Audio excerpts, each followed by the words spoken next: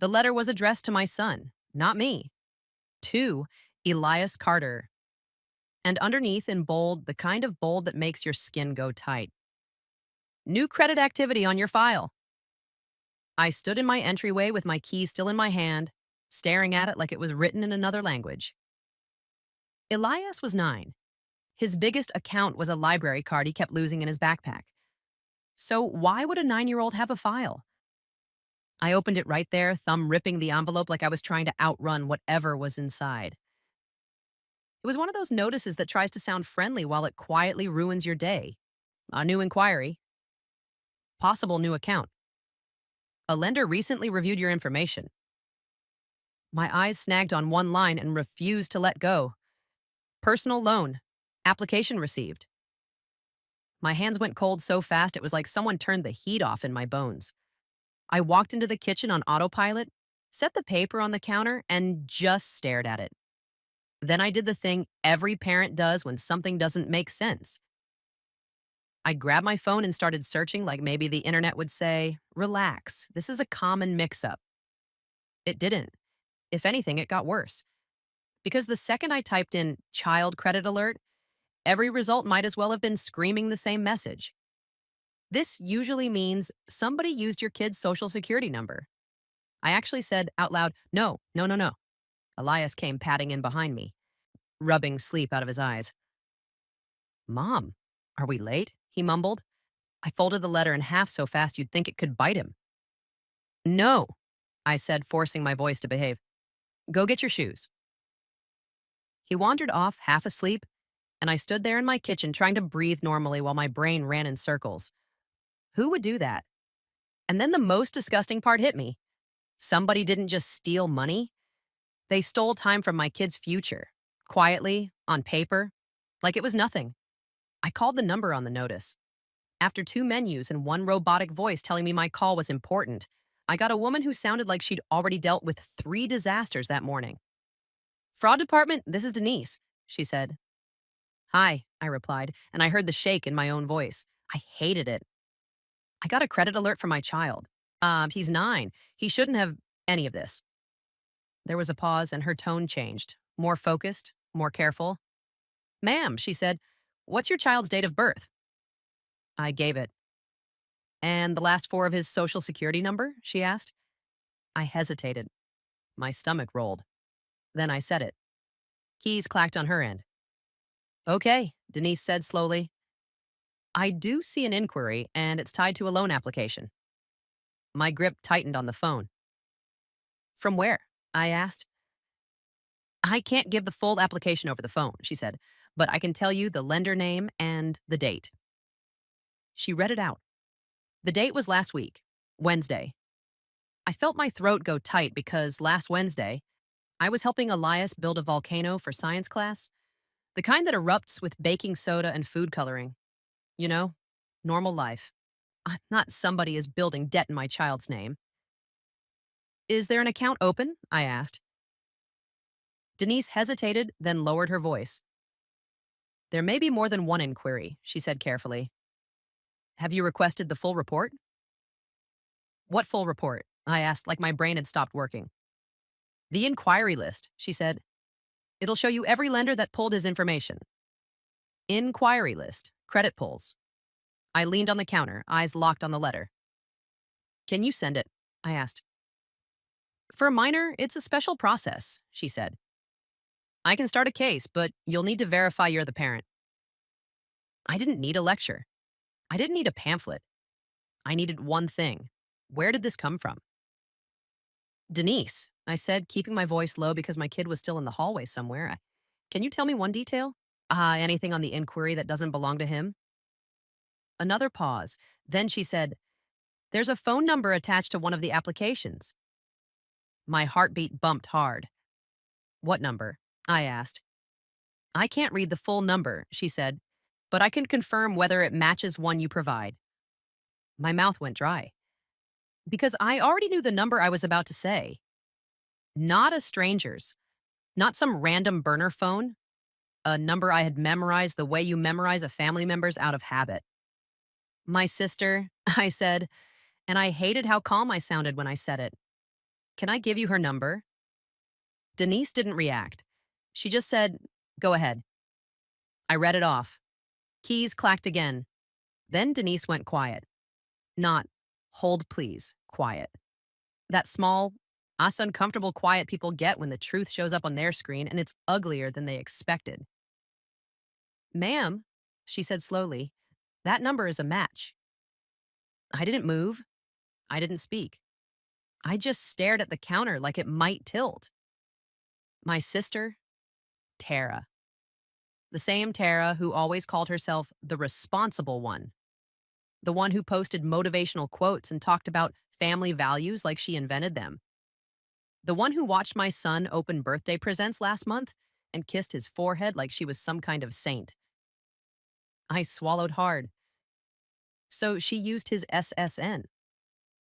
I can't say who used it, Denise said quickly, like she'd been trained to back away from landmines. I can only say the number on the application matches what you provided. Right, I said, voice flat. Adi, sure. I hung up before I said something that would end up on a recording. Then I opened my contacts, scrolled to Tara's name, and stared at it. My thumb hovered over the call button. But my brain finally caught up with my body. Calling her first is what she'd expect. Calling her first gives her time. Time to clean things up, time to deny, time to act offended, time to spin it into me overreacting. So instead, I did something Tara never planned for. I drove straight to my bank. Not to ask for a loan, not to cry at a teller, to ask a very specific question in a very calm voice, like I was ordering coffee. Can you check whether any loans were deposited into an account connected to my sister's phone number? The banker I met with, Caleb, early 30s, tired but sharp, didn't laugh. He didn't treat me like I was being dramatic. He looked at the letter, looked at my face, and said, Okay, let's slow this down and do it right. He printed a form, slid it to me, and tapped the top line. Start by telling me, he said, when you first got the alert. I told him. He nodded. Then he said the sentence that made my stomach drop again. If she used your kid's number once, it's usually not once. He turned his screen toward me. Before we do anything else, yeah, he said, I want you to get that inquiry list. That list is your map. And as he said it, my phone buzzed. A text from Tara. Just one line. Like she could smell trouble from miles away. Hey, random question. Did you check your mail today? My throat went tight because that wasn't random. That was her checking to see if the trap had snapped shut. I stared at the message, then looked at Caleb. I need the inquiry list, I said. Today. Caleb nodded once. Then we're getting it today. And for the first time since I opened that envelope, I didn't feel like I was drowning. I felt like I had a target. Because once that credit pull list hit the judge's hands, my sister wouldn't be able to smile her way out of it. Caleb didn't do that fake, I'm so sorry voice. He just slid a notepad across the desk and said, Let's treat this like a fire. First, we stop it from spreading. He wrote 3 words in big letters. Freeze. List. Trace. Freeze what? I asked, even though I already knew. He didn't over-explain. Your kid's credit file. If there's a file, we lock it. If there isn't one, Hank, they can still set up what's called a protected freeze so nobody can open new accounts. I blinked at him. My kid shouldn't even have a file. Exactly, Caleb said. So if he does, someone created one. He leaned in a little and lowered his voice like we were talking about a robbery, which honestly we were. Second, he continued, tapping the word list, we get the inquiry list. That's your map. It tells us who pulled the SSN, when, and how many times. And trace? I asked. Caleb looked at the letter again, then at me. Trace is where the money went. People don't do this for fun. I stared at the paper on the desk, my kid's name printed like he was a grown man with debt problems. A part of me wanted to go home, crawl under a blanket, and pretend the mail had never arrived. But my sister didn't bet on me doing that. She bet on me freezing, so I didn't. I pulled out my phone and called Denise again. Same menus. Same hold music that made me want to commit a crime of my own. When she came back on, I kept my voice steady. I need the inquiry list, I said. The full one. Denise didn't argue. For a minor, you'll have to submit proof you're the parent. Birth certificate, your ID, your address, that kind of thing. Fine, I said. Tell me where to send it. She gave me the info, and I didn't trust myself to remember it, so I asked her to email it too.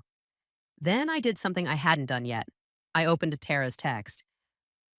Hey, random question. Did you check your mail today? I didn't reply. I just screenshot it and saved it to a folder labeled Elias.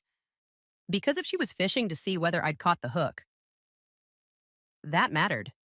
Caleb watched me for a second, then said, Can I ask something? Yeah. Does your sister have a history of using people? He asked carefully. I almost laughed. Not because it was funny, but because it was so simple. Her whole personality is using people, I said. Caleb nodded once, like he wasn't surprised. Then he turned his monitor slightly toward me. I can't pull a credit report for your kid, he said. That's not the bank's lane. I tensed. But, he continued, I can check something else. He typed for a minute, face blank, professional. Then he asked, Your sister banks here? My mouth went dry. She used to. I don't know if she still does. Caleb clicked again. Okay, he said slowly. I'm seeing activity on an account under her name. My heart started thumping hard enough to feel it in my throat. Out, he didn't point at the screen like a movie. He just read off what he could. There was a deposit last week, yeah, he said, from a lender. It's labeled as loan proceeds. I gripped the edge of the desk. How much? Caleb hesitated, then gave me the number. It wasn't pocket change. It was the kind of money you borrow when you're cornered or when you think you're untouchable. And, he added, the deposit memo includes an application reference. He printed a transaction summary and slid it to me, face down at first, like he knew I needed a second before seeing it. Then he flipped it over. There was the date, the lender name, the amount, and a reference number. I stared at it and felt something in me go very still. Because now it wasn't just a credit alert, it was cash. Real money that had landed in my sister's world. I'm off my child's identity. Caleb tapped the paper. This is not proof of SSN use by itself, but it's a trail. And it lines up with your timeline. I nodded, and my voice came out low. Okay, I said. So we lock his file. We get the pull list. And we build the trail. Caleb slid another sheet across. This is a checklist, he said. Not legal advice, just the usual order of operations. It was plain language. Contact the lenders, close. Anything opened request, written confirmation, freeze the file. No drama, just steps. I took it like it was oxygen. When I stood up to leave, my phone buzzed again. A new text from Tara. Don't make this weird, it's family. That line, it's family, hit me like a slap. Because family was what she'd used when she wanted you to swallow something ugly. I didn't answer. I drove straight home. Dug out Elias's birth certificate from the folder where I keep every important paper, like a paranoid squirrel, scanned my ID, and printed my utility bill. Then I opened the federal identity theft site Denise had mentioned, started a report, and saved the confirmation page when it generated one. Not because I thought a website would fix my life, because I needed a time-stamped trail that didn't depend on anyone's memory. Next, I called the lender name from Caleb's printout. I expected hold music. Instead, a man answered quickly. Fraud department, he said. I took a breath. I'm calling because a loan may have been opened using my minor child's SSN. There was a pause. Then his tone shifted. Tight. Serious. What's the application reference number? He asked. I read it. Keyboard clicks. And then he said something that made my stomach drop all over again. Ma'am, and dash, this isn't the only application tied to that SSN. My throat tightened. How many? He didn't answer right away. He asked, Can you confirm the email address on file? Sure, I said, already knowing I wouldn't like this. He read it out slowly. It wasn't mine. It wasn't even close. It was an email that included my sister's nickname, one she'd had since high school, plus a string of numbers. I felt my vision narrow. Say that again, I said, voice flat. He repeated it. I wrote it down with a shaking hand, because now I had something clean, not vibes, not suspicions, a direct link. My phone buzzed again, and when I looked down, it wasn't Tara. It was a new email notification. Subject line. Action required. Verify your identity to complete your loan request. And it was addressed to my son's name. My kid. 9 years old. I stared at the screen, and Caleb's 3 words echoed in my head like a warning siren. Freeze, list, trace. Because whoever was doing this wasn't done. They were doing it right now. That verify your identity email sat on my screen like it had a pulse. My kid's name at the top. My kid's name in the subject line. My kid's future being treated like a checkout button. I called the fraud guy back immediately. Do not click anything, he said before I could even finish my sentence. If there's an active application, we can flag it as child identity theft and stop it mid-process. Do it, I said. He asked for the confirmation number, then my son's date of birth, and then a few questions that felt insulting, until I reminded myself this is how the world works now. When he was done, he gave me a case number. Okay, he said, this one is frozen. But you need the bigger picture. The inquiry list, and I said, exactly, he replied, because whoever did this didn't apply once. I hung up and called Denise again. This time she didn't sound casual.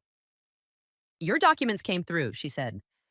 I can't send you a full consumer-style report for a minor like an adult would get, but I can provide an inquiry history letter. It's basically a list of every time someone tried to pull his SSN.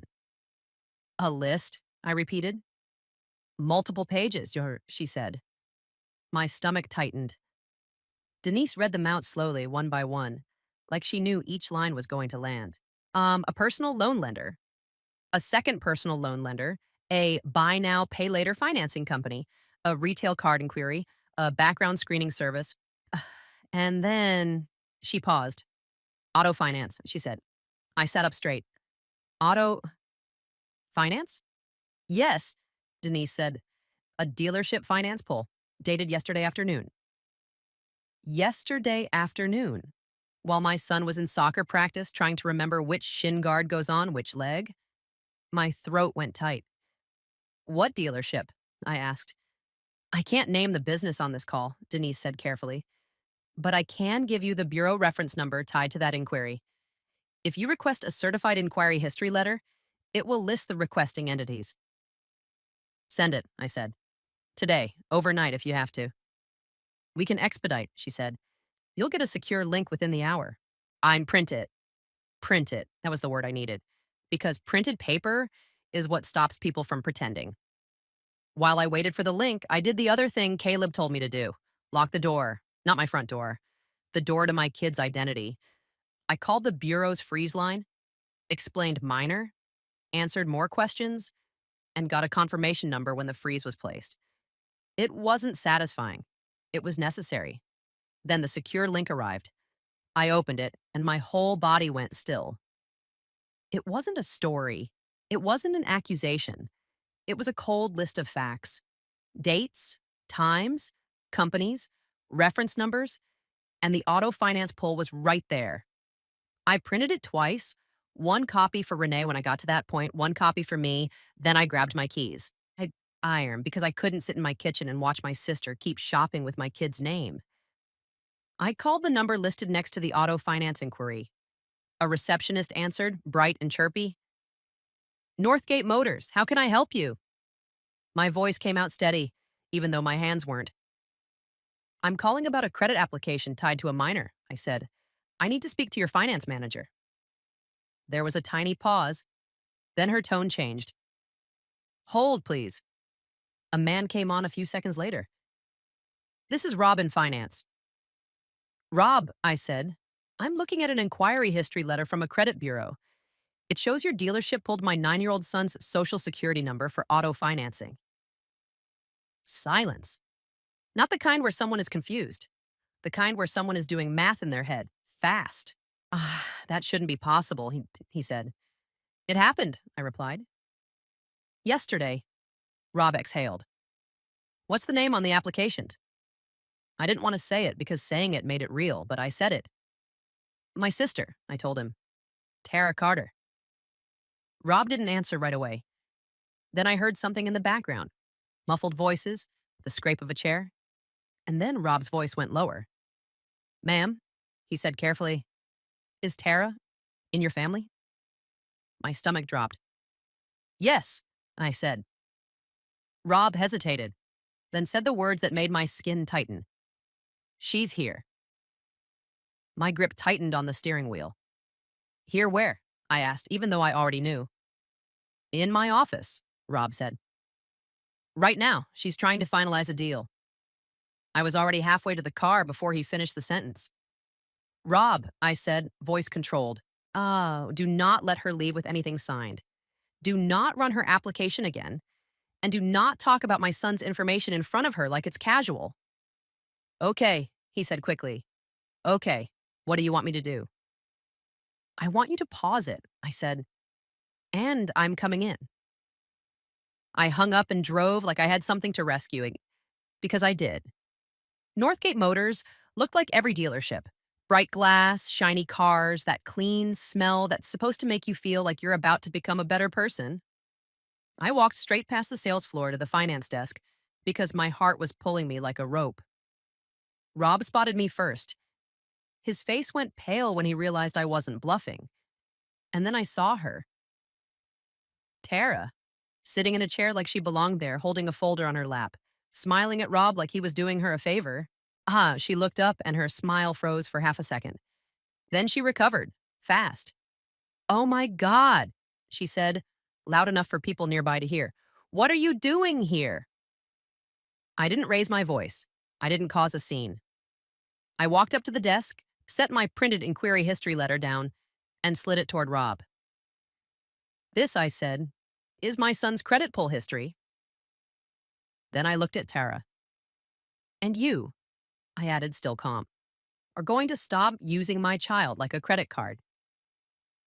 Tara gave a laugh that was way too confident.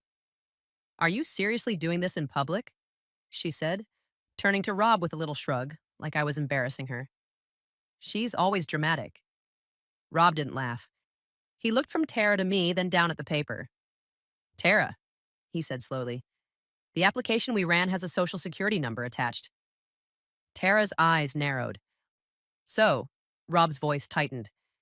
That SSN belongs to a minor, he said. Tara's smile stayed on her face, but it didn't reach her eyes anymore. That's not possible, she said.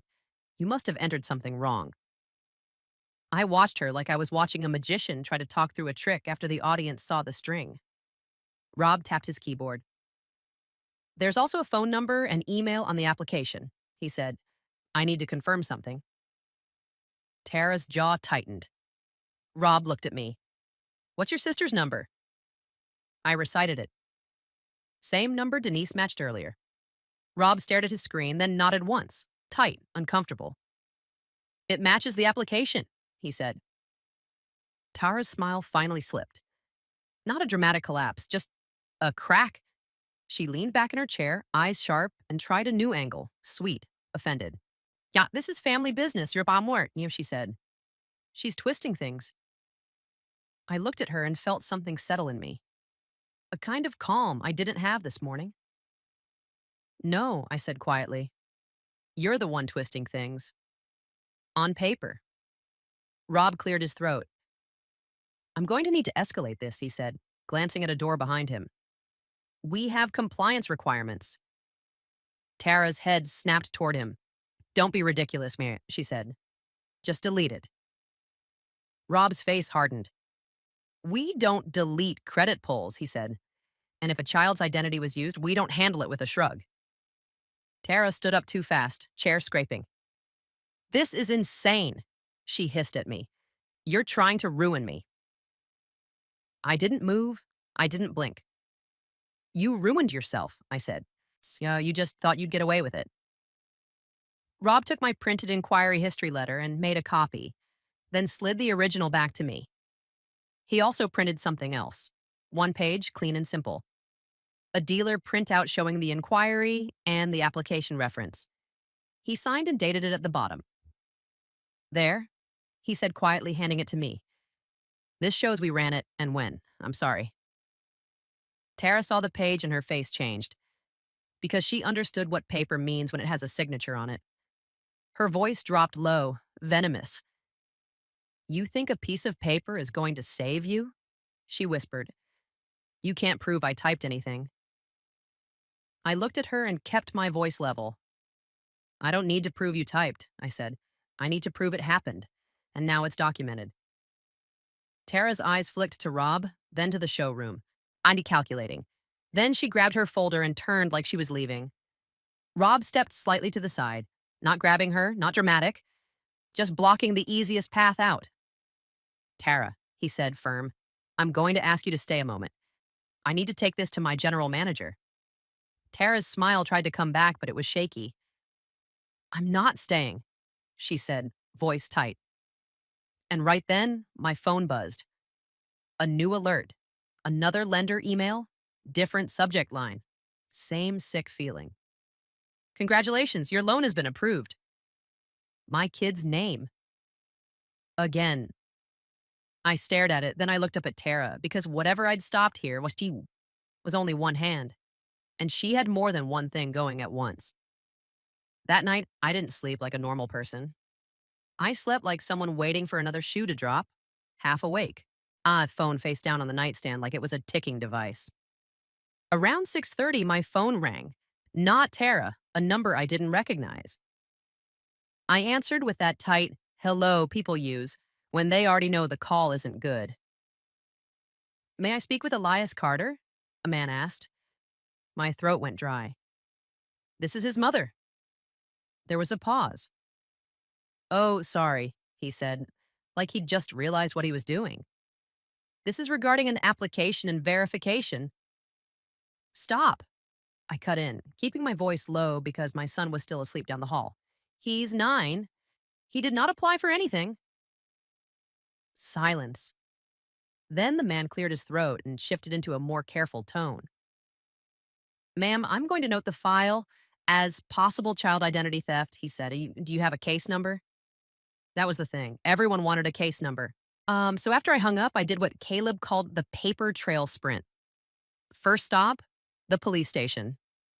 Not because I thought an officer was going to kick Tara's door in over breakfast, because I needed a report number that made businesses stop treating this like a family argument.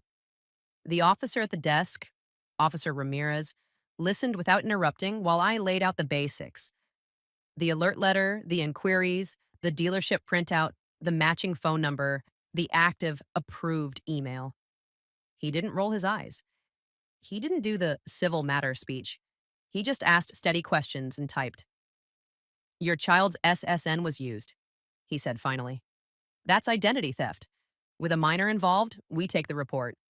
He printed a page and slid it across the counter. Incident report number. Date. My name. Elias's name. There it was. Official enough to change the temperature of a room.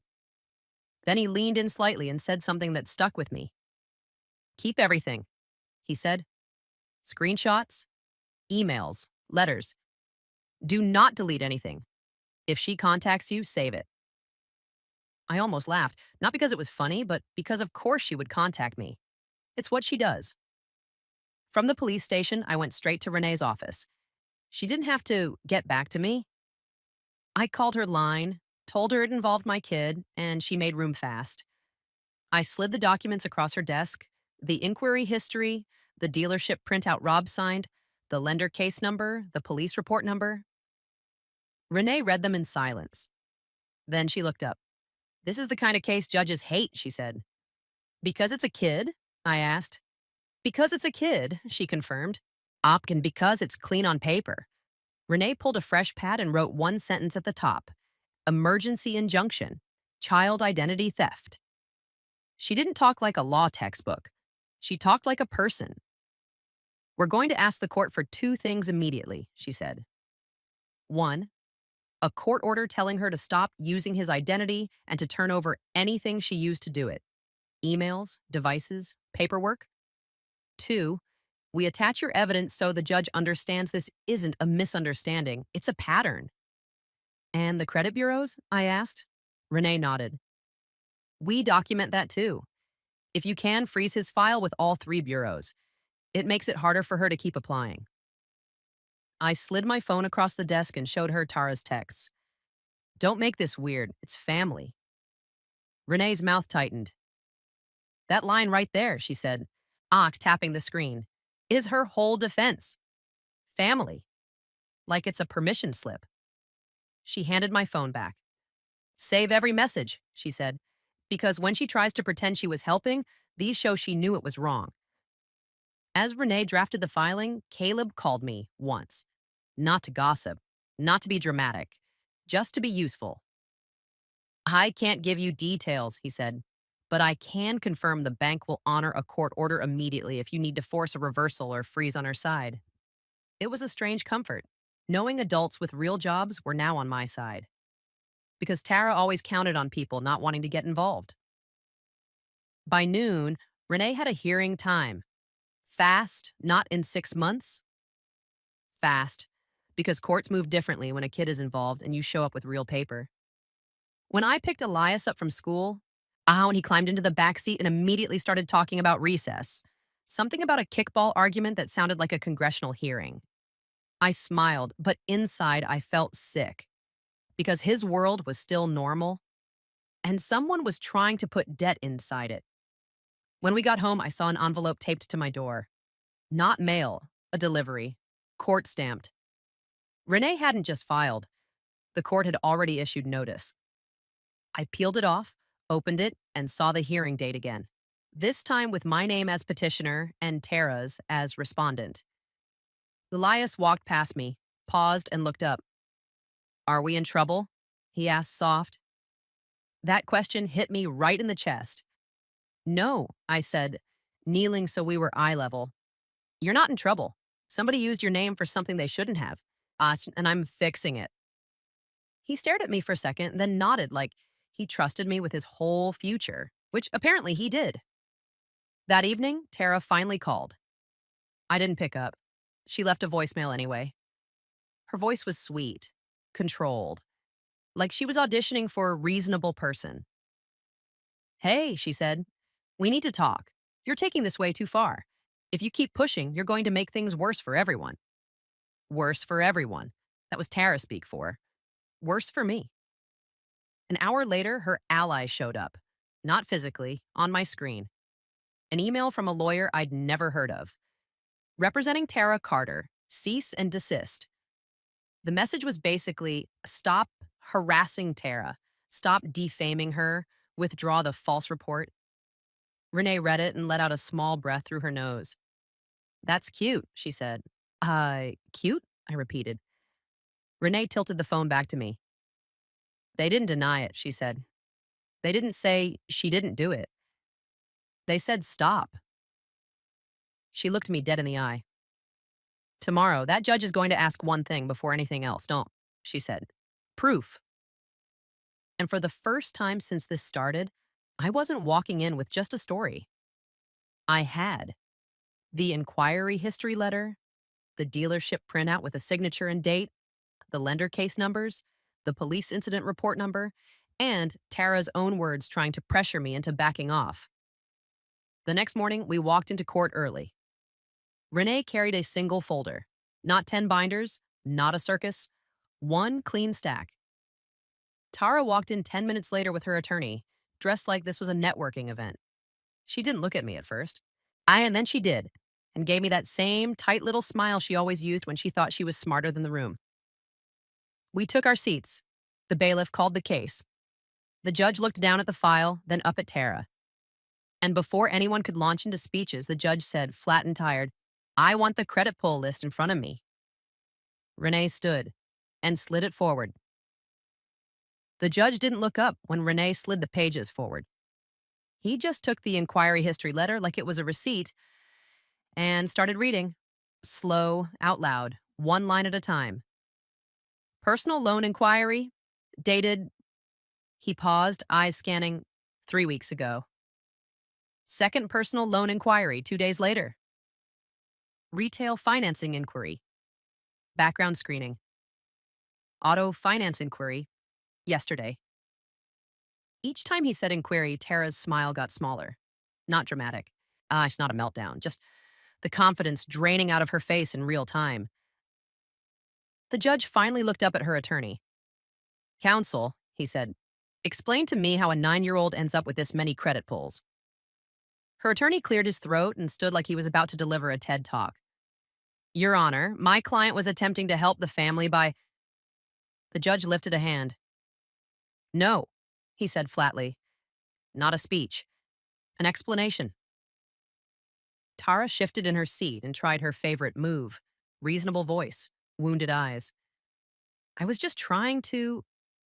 The judge turned his gaze to her. Ms. Carter, he said, I did not ask what you were trying to do. I'm asking what you did. Silence. Renee didn't jump in. She let the quiet do its job. Then she handed up 2 more items. Your Honor, Renee said, this is the dealership finance manager's signed statement confirming the application was submitted using the minor's SSN, tied to Ms. Carter's phone number and email. And this is the police incident report number filed yesterday. The judge scanned the dealership printout, then he looked at Tara. Your phone number matches the application? He asked.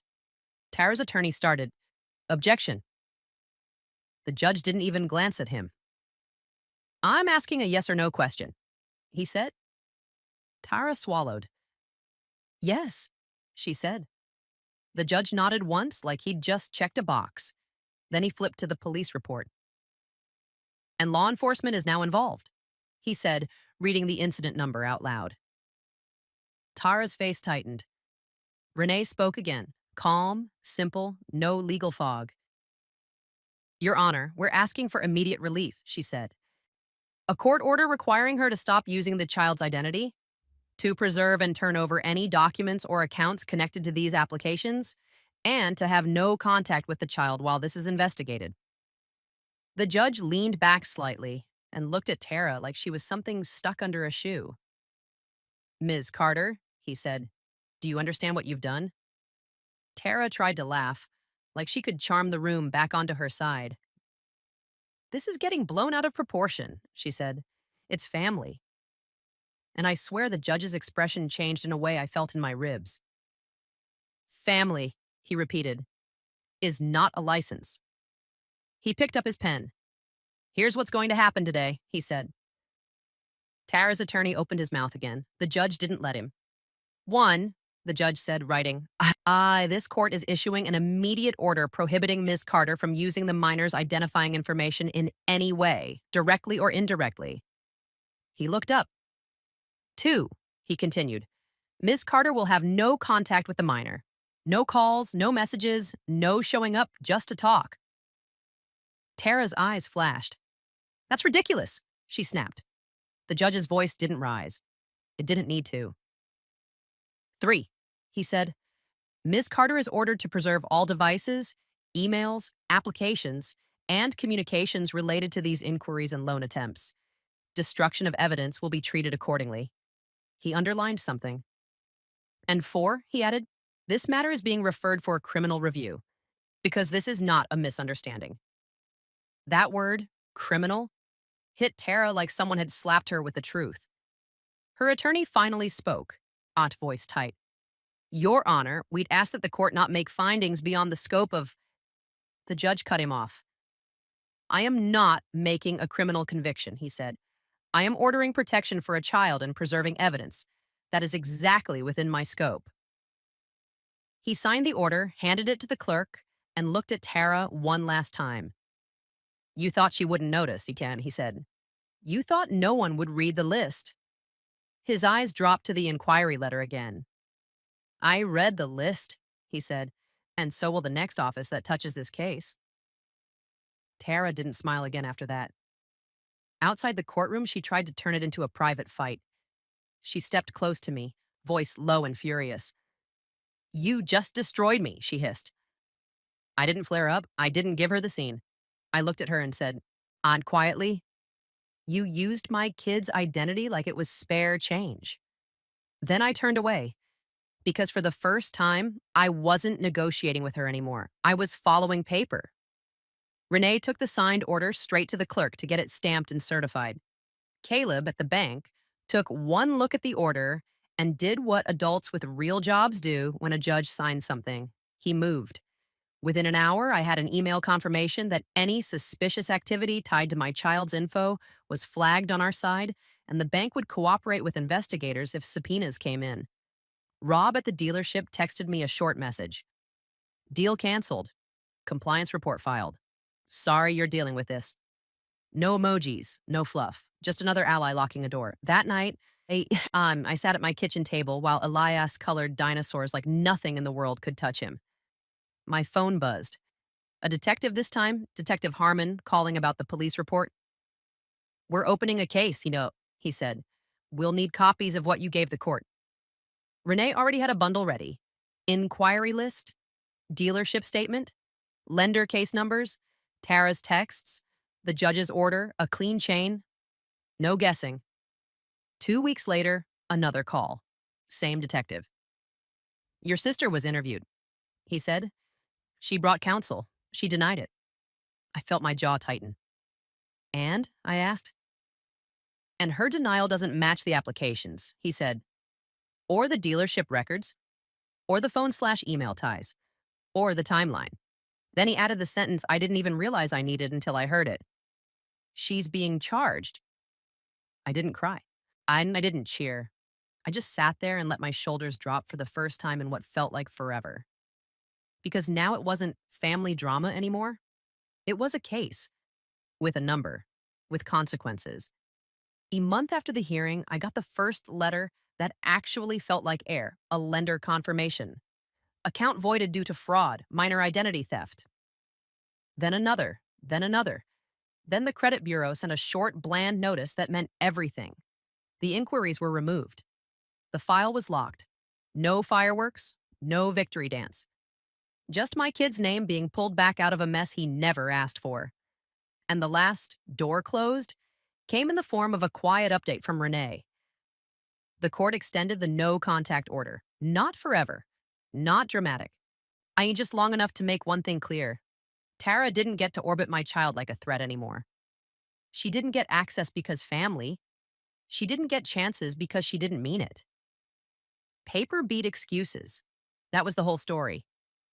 And if you're wondering what happened to my sister, she finally met a system that doesn't care how confident you sound. It cares what you did, what you touched, and what shows up on the list.